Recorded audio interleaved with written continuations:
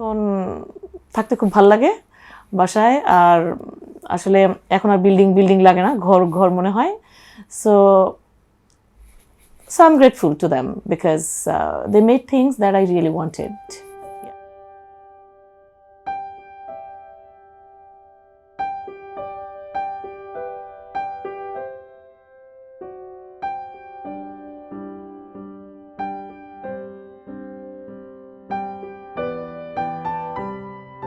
আমার তো প্রথম বিশ্বাসই হয়নি এত সুন্দর হবে বাসা।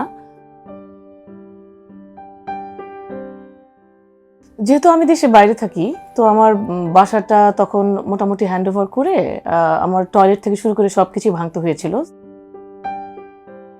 তো এরপরে আমরা সিভিল পার্টটাতে খুব বেশি কাজ করতে হয়। আমাদের অনেকগুলো সিভিল পার্টের মধ্যে টাইলস থেকে শুরু করে প্লাম্বিং এবং ইলেকট্রিক্যাল অনেকগুলো কাজ হয়। প্রত্যেকটা বাথরুম এবং কিচেনে অনেক বেশি কাজ হয়।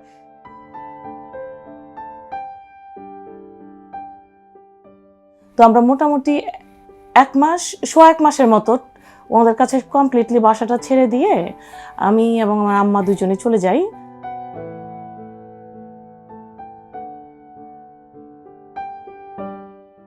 প্রায় 1.5 থেকে 2 মাস পর যখন উনি দেশে আসেন, দেশে আসার পরে আরও 10 থেকে 15 দিনের মধ্যে আমরা পুরো প্রজেক্টটাকে সুন্দরভাবে ওনার হাতে বুঝিয়ে দিই।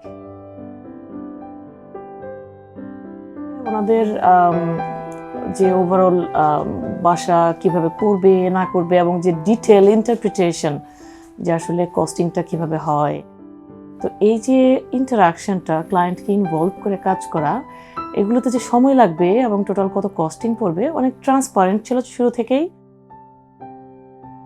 একটা প্রজেক্ট ডিজাইন করার ক্ষেত্রে ক্লায়েন্টের চাহিদা, রুচি এবং ফাংশন, এই 3টে বিষয় যখন মিলে ডিজাইন করা হয় তখন একটা প্রজেক্ট খুব সুন্দরভাবে ফুটে ওঠে।